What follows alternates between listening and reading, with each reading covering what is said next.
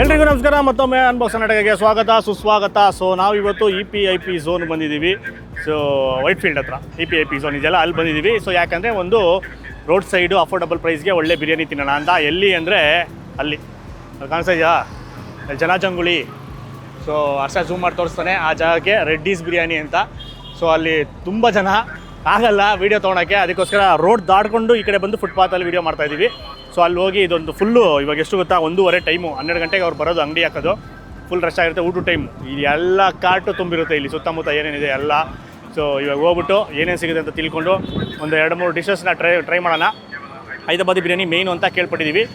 So ಈ ಜಾಗ location description ಕೊಡ್ತೀವಿ, ಕ್ಲಿಕ್ ಮಾಡಿದ್ರೆ ಆರಾಮಾಗಿ ಬರ್ಬೋದು. ವೈದೇಹಿ ಹಾಸ್ಪಿಟ್ಲು ಇಲ್ಲೇ ಸಿಗೋದು, ಅದು ಆಪೋಸಿಟ್ ರೋಡಲ್ಲಿ ಡೌನಾಗಿ ಬಂದರೆ ಕಾಣಿಸುತ್ತೆ. ಸೊ ಲೊಕೇಶನ್ನ ಫಾಲೋ ಮಾಡಿ, ಯಾಕಂದರೆ ತುಂಬ ಗಾಡಿಗಳು ಇರ್ತವೆ. ಆ ಗಾಡಿ ಕಲರ್ ನೋಡ್ಕೊಬೇಕು ಅಷ್ಟೇ, ಯಾಕಂದರೆ ನೇಮ್ ಬೋರ್ಡ್ ಎಲ್ಲ ಕಾಣಿಸೋದೇ ಇಲ್ಲ, ಅಲ್ಲಿ ಹಾಕೋರೆ ಕಾಣಿಸ್ತಾ ಇಲ್ಲ. ಸೊ ಬನ್ನಿ.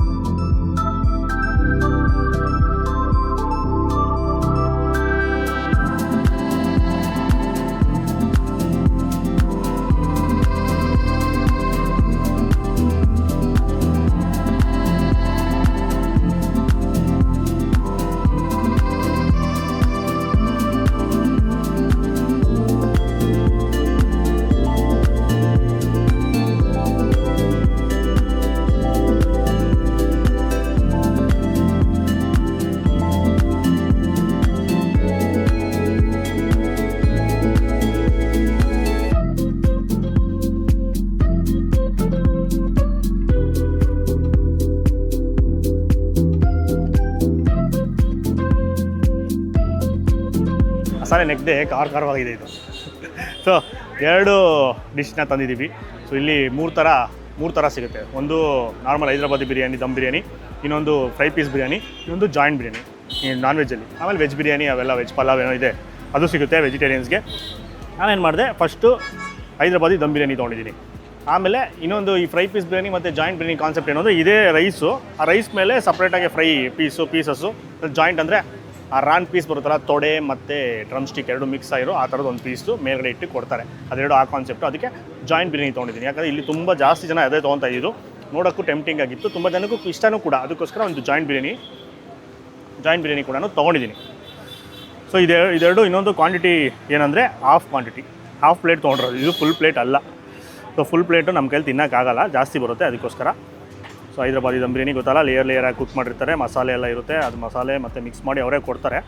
ಆದರೂ ಈ ಥರ ಸ್ವಲ್ಪ ಎಕ್ಸ್ಟ್ರಾ ಮಸಾಲೆ ಹಾಕ್ಸ್ಕೊಂಡು ಜಾಸ್ತಿ ಕಲ್ಸ್ಕೊಂಡು ತಿಂತಾಯಿದ್ರೆ ಮಜಾ. ಪೀಸ್ಗಳು ಒಳಗಡೆ, ಇದರಲ್ಲೂ ನಮ್ಮ ಅದೃಷ್ಟಕ್ಕೆ ಒಂದು ಪೀಸ್ ಡ್ರಮ್ ಸ್ಟಿಕ್ ಬಿದ್ದಿದೆ, ಲೆಗ್ ಪೀಸ್. ಇದು ಆ ಲೇಯರಲ್ಲಿ ಕುಕ್ ಮಾಡಬೇಕಾದ್ರೆ ಒಟ್ಟಿಗೆ ಕುಕ್ ಮಾಡಿರ್ತಾರೆ. ಸೊ ಮಸಾಲೆ ಎಲ್ಲ ಇದರಲ್ಲಿ ಚೆನ್ನಾಗಿ ಹಿಡ್ದಿರುತ್ತೆ ನೋಡಿ ಇಲ್ಲೆಲ್ಲ. So burnt effect. So first rice ತಿನ್ನೋಣ. ಬಾಸುಮತಿ ರೈಸ್, ಉದುರಾದ ರೈಸು.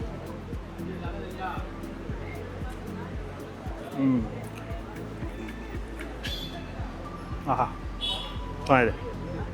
ತುಂಬ ಜನಕ್ಕೆ ಬಾಸುಮತಿ ರೈಸ್ ತಿಂದಾಗ ಅದು ತುಂಬ ಉದ್ದುದ್ದ ಇರುತ್ತೆ ಮತ್ತು ಚುಚ್ಚುತ್ತೆ. ಅದಕ್ಕೆ ತುಂಬ ಜನ ನಮ್ಮಂಥವ್ರಿಗೆ ನಾಟಿ ಸ್ಟೈಲು, ಯಾರು ನಮ್ಮೂರವ್ರಿಗೆಲ್ಲ ಇಷ್ಟ ಆಗಲ್ಲ. ಬಟ್ ಇದು ಚೆನ್ನಾಗಿ ಬೆಂದಿದೆ, ಸಖತ್ತು ಸಾಫ್ಟಾಗಿದೆ. ಸೊ ಆ ಗಂಟಲಿಗೆಲ್ಲ ಚುಚ್ಕೊಳಲ್ಲ, ನೀಟಾಗಿ ತಿನ್ಬೋದು. ಆ ಮಸಾಲೆ ಸಖತ್ ಸ್ಟ್ರಾಂಗ್ ಆಗಿದೆ, ಲೈಟಾಗಿ ಸ್ಪೈಸಿ ಆಗಿದೆ. ಆಮೇಲೆ ಆಬ್ವಿಯಸ್ಲಿ ಇದರಲ್ಲಿ ಸ್ವಲ್ಪ ಚಕ್ಕೆದು ಘಮ ಸ್ವಲ್ಪ ಜಾಸ್ತಿ ಬರೋದು. ಸೊ ಹೈದರಾಬಾದಿ ಬಿರಿಯಾನಿ ರಚೆ ಚಕ್ಕೆ ಲವಂಗದ್ದು ಅದು ಟೇಸ್ಟೇ ಸ್ವಲ್ಪ ಜಾಸ್ತಿ ಬರೋದು. ಇದರಲ್ಲೂ ಅಷ್ಟೇ ಸೇಮ್ ಹೈದರಾಬಾದಿ ಬಿರಿಯಾನಿ ನೀವು ರೆಸ್ಟೋರೆಂಟ್ಗಳಲ್ಲೆಲ್ಲ, ಫೈನ್ ಡೈನ್ ರೆಸ್ಟೋರೆಂಟಲ್ಲೆಲ್ಲ ಯಾವ ಥರ ತಿಂದಿರ್ತೀರ ಸೇಮ್ ಟೇಸ್ಟು. ಸೊ ನಿಮಗೆ ಒಂದು ಅಫೋರ್ಡಬಲ್ ಪ್ರೈಸ್ಗೆ ರೋಡ್ ಸೈಡ್ ಸಿಗುತ್ತೆ. ಸೊ ಅದಕ್ಕೆ ಎಷ್ಟು ಕ್ರೌಡು ಹಿಂದೆ ನೋಡಿದ್ರೆ ಕಾಣಿಸ್ತೈತಾ. ಒಂದು ಅಷ್ಟ ತೋರಿಸ್ತಾನೆ, ಒಂದು ವೈಟ್ ತಿಂದ್ಬಿಡ್ತೀನಿ.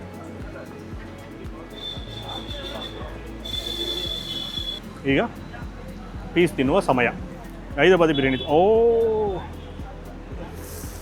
ಬೆಂದಿರೋದು ನೋಡಿ, ಸಾಫ್ಟ್ನೆಸ್ ಸಕ್ಕತ್ ಬಿಸಿ ಇದೆ.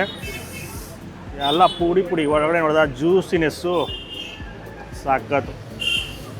ಇದು ಆ ದಮ್ಮಲ್ಲೇ ದಮ್ಮಾಗುತ್ತೆ, ರೈಸ್ ಜೊತೆಗೆ ದಮ್ಮಾಗಿರುತ್ತೆ.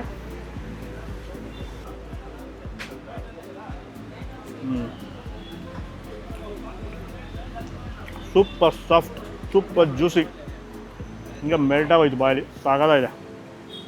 ಎಲ್ಲ ಹಿಂಗೆ ನೀಟಾಗಿ ಹಿಂಗೆ ತೆಗ್ಬಿಡ್ಬೋದು, ಜಾಸ್ತಿ ಕಷ್ಟನೇ ಪಡ್ತಾಯಿಲ್ಲ. ಬೆಂದೋಗಿದೆ, ಅದ್ಭುತ. ಸ್ವಲ್ಪ ಇದರಲ್ಲಿ ಸ್ವಲ್ಪ ಮಸಾಲೆ ಸ್ಟ್ರಾಂಗ್ ಆಗಿರುತ್ತೆ.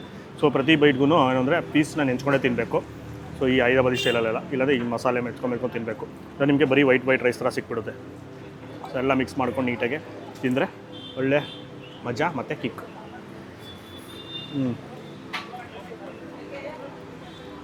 ಇದರಲ್ಲಿ ಈರುಳ್ಳಿ,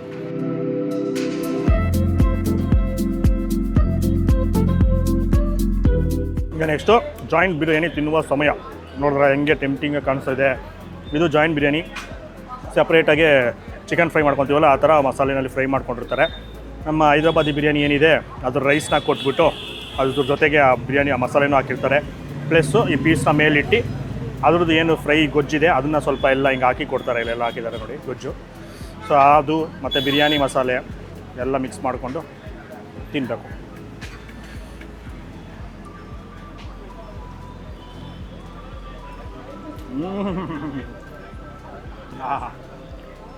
ಅದ್ಭುತ. ದಮಾಕ್ ಹಾಕಿಕ್ಬಿಟ್ಟು ಹೇಗೆ ಸಂಜಿತ್ತು ಬಿರಿಯಾನಿ ಎಲ್ಲ ಬೀಳಿಸ್ಬಿಡ್ತಿದ್ರಲ್ಲ, ಈಗ ಅನ್ಯಾಯವಾಗಿ ಬೀಳಿಸ್ಬಿಡ್ತಿದ್ರಲ್ಲ ಸಂಜಿದು. ಸೊ ಇನ್ನೂ ಜಾಸ್ತಿ ಡಬಲ್ ದಮ್ ಹಾಕಬೇಕು. ಅದರಲ್ಲೇನಿದೆ ಮಸಾಲೆ ಅದಕ್ಕಿಂತ ಸ್ವಲ್ಪ ಜಾಸ್ತಿ ಮಸಾಲೆ ಭರಿತವಾಗಿರಬೇಕು, ಇನ್ನು ಸ್ವಲ್ಪ ಸ್ಪೈಸಿ ಆಗಿರಬೇಕು ಅಂದರೆ ಇದನ್ನು ಟ್ರೈ ಮಾಡಬೇಕು. ಯಾಕಂದರೆ ಅವಾಗಲೇ ಫೋಟೋ ತೆಗೋಣ ಅಂದ್ಬಿಟ್ಟು ಇದನ್ನು ಸುಮ್ಮನೆ ಹಿಂಗೆ ಎತ್ತಿಂಗೆ ಇಟ್ಕೊಂಡಿದ್ದೆ. ಇದು ಮಸಾಲೆ ಎಲ್ಲ ಕೈಗೆ ಅಂಟ್ಕೊಂಡಿತ್ತು. ಜಸ್ಟ್ ಊಟ ತಿನ್ನೋಕ್ಕೆ ಮುಂಚೆ ನೆಕ್ಕಿದಷ್ಟೇ ಚುರಿ ಏನು ಬಿಡ್ತು, ಸ್ಪೈಸಿ ಆಗಿದೆ. ಗೊಜ್ಜೆಲ್ಲ ನೋಡಿ ಇದೆಲ್ಲ ಎತ್ಕೊಂಡು ಕಲಿಸ್ಕೊಂಡು ತಿಂತಾಯಿದ್ರೆ ಮಜಾ. ಇದು ಅಷ್ಟೇ ಏನು ಸಾಕಾದಾಗ ಬಂದಿದೆ, ನೀಟಾಗಿ ಬರ್ತೈತೆ. ತೊಡೆ ಪೀಸು ಇದಿಷ್ಟು ತೊಡೆ, ಇದಿಷ್ಟು ಡ್ರಮ್ ಸ್ಟಿಕ್, ಎರಡು ಸೇರಿರೋ joint piece. So joint piece biryani ದೊಡ್ಡ ಪೀಸ್ ಎತ್ಕೊಂಡು ಇಲ್ಲಿ ಗೊಜ್ಜಿ ಒಂದು ರಾಶಿ ಎತ್ಕೊಂಡು ರೈಸ್ ಜೊತೆಗೆ ಈ ಗ್ರೇವಿ ಜೊತೆ, ರೊಟ್ಟಿನ ಗ್ರೇವಿ ಜೊತೆ ತಿಂತಾರಲ್ಲ ಹಂಗೆ ಪೀಸ್ ಜೊತೆಗೆ ರೈಸ್.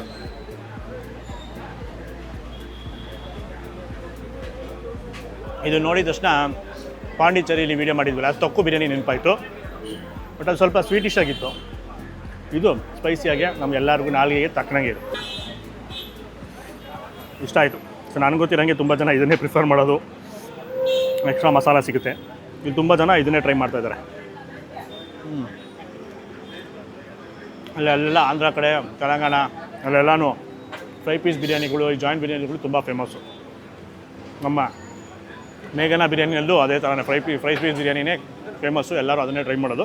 ಹೈದರಾಬಾದಿ ಬಿರಿಯಾನಿ ಕಮ್ಮಿ ತಿನ್ನೋದು ಆ ರೆಸ್ಟೋರೆಂಟ್ಗಳಲ್ಲಿ. ಸೊ ಇಲ್ಲಿ ಹೈದರಾಬಾದಿ ಬಿರಿಯಾನಿ ಸೂಪರಾಗಿದೆ. ಆ ಮಸಾಲನೇ ಅಲ್ಟಿಮೇಟು. ಎಕ್ಸ್ಟ್ರಾ ಕಿಕ್ ಬೇಕಂದಾಗ ಈ ಥರ ಯಾವ್ದನ್ನ ಚೂಸ್ ಮಾಡ್ಬೋದು. ಆಯಿತು, ಇಷ್ಟ ಆಯಿತು. ಸೊ ಆ ಪ್ರೈಸ್ಗೆ ಈ ಕ್ವಾಲಿಟಿ ಆ ಟೆಂಡರ್ನೆಸ್ಸು ಮಜಾ ಬಂತು.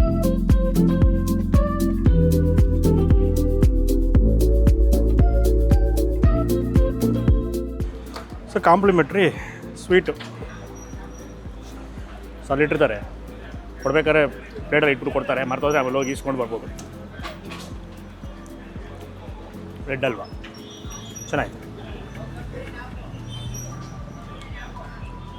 ಸೊ ಫೈನಲಾಗೆ ನೀವೇನೋ ಸುತ್ತಮುತ್ತ ಇದ್ದೀರಾ, ಈ ಕಡೆ ಬಂದರೆ ಮಿಸ್ ಮಾಡ್ತೀರಾ, ಈ ಜಾಗಕ್ಕೆ ಬರಲೇಬೇಕು.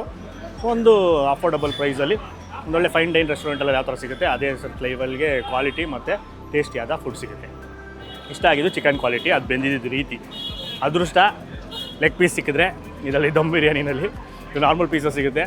ಲೆಗ್ ಪೀಸ್ ಸಿಕ್ತು ನನಗೆ, ಸಾಕ ಸಾಫ್ಟಾಗಿ ಬೆಂದಿತ್ತು, ನೀಟಾಗೆ ಬೋನೌಟ್ ಆಗ್ತಾಯಿತ್ತು. ಇದು ಜ್ಯೂಸಿಯಾಗಿ ಕೂಡ ಇತ್ತು, ಒಣದಂಗೆ ಇರಲಿಲ್ಲ ಡ್ರೈ ಆಗಿ. ರೈಸು ಅಷ್ಟೇ, ರೈಸು ಉಳ್ಮುಳ್ಳು ಥರ ಚುಚ್ಚೋ ಥರ ಇರಲಿಲ್ಲ, ಮೆತ್ತಿಗೆ ಚೆನ್ನಾಗೇ ಬೆಂದಿತ್ತು. ಬಾಸುಮತಿ ರೈಸಲ್ಲಿ ಆ ಥರ ಬಂದರೆ ತುಂಬ ಜನ ಆರಾಮಾಗಿ ಕಂಫರ್ಟಬಲಾಗಿ ತಿಂತಾರೆ, ಇಲ್ಲಾಂದರೆ ಜಾಸ್ತಿ ತಿನ್ನೋಕ್ಕಾಗೋದಿಲ್ಲ. ಸೊ ಅದೊಂದು ಪ್ಲಸ್ ಪಾಯಿಂಟು. ಮತ್ತು ಇನ್ನೊಂದು ಮಸ್ಟ್ ಟ್ರೈ ಅಂದರೆ ಜಾಯಿಂಟ್ ಬಿರಿಯಾನಿ ಅಥವಾ ಫ್ರೈ ಪೀಸ್ ಬಿರಿಯಾನಿ ಯಾವ್ದು ಟ್ರೈ ಮಾಡ್ಬೋದು. ಎಕ್ಸ್ಟ್ರಾ ಮಸಾಲೆ ಎಕ್ಸ್ಟ್ರಾ ಕಿಕ್ ಬೇಕು ಅಂದರೆ ಇನ್ನು ಸ್ವಲ್ಪ ಸ್ಪೈಸಿನೆಸ್ ಎಲ್ಲ ಜಾಸ್ತಿ ಆಗುತ್ತೆ. ಆ ಮಸಾಲೆ ಆ ಗೊಜ್ಜನ್ನ ಎಲ್ಲ ಕಲ್ಸ್ಕೊಂಡು ತಿಂದರೆ.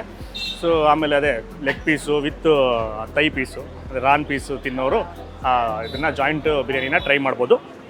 ಚೆನ್ನಾಗಿತ್ತು. ಅದು ಅಷ್ಟೇ, ಅದು ಸಪ್ರೇಟಾಗಿ ಬೇಯಿಸ್ಕೊಂಡಿರ್ತಾರೆ, ಫ್ರೈ ಮಾಡ್ಕೊಂಡಿರ್ತಾರೆ.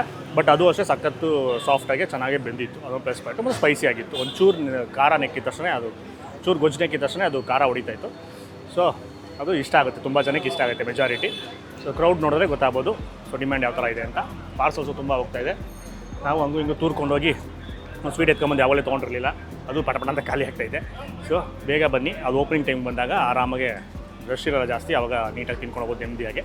ಆಮೇಲೆ ಈ ವಿಡಿಯೋನ ಜಾಸ್ತಿ ಲೈಕ್ ಮಾಡಿ, ತುಂಬ ಶೇರ್ ಮಾಡಿ, ಅವಾಗ ಇನ್ಫಾರ್ಮೇಷನ್ ಎಲ್ಲರಿಗೂ ಗೊತ್ತಾಗುತ್ತೆ. ಸುತ್ತಮುತ್ತ ಯಾರನ್ನ ವರ್ಕ್ ಮಾಡ್ತಿದ್ದೆ ಅವ್ರು ಬಂದು ಟ್ರೈ ಮಾಡ್ತಾರೆ. ಆಮೇಲೆ ನಮ್ಮ ಚಾನಲ್ ಇನ್ನೂ ಸಬ್ಸ್ಕ್ರೈಬ್ ಇಲ್ಲ, ಇದೇ ಥರ ವೀಡಿಯೋಸ್ ಬೇಕು ಅಂದರೆ ಈಗಲೇ ಸಬ್ಸ್ಕ್ರೈಬ್ ಮಾಡ್ಕೊಂಬಿಡಿ. ಈ ಜಾಗದ ಲೊಕೇಶನ್ ಡಿಸ್ಕ್ರಿಪ್ಷನ್ ಇರುತ್ತೆ, ಚೆಕ್ ಮಾಡಿ. ನಮಸ್ಕಾರ.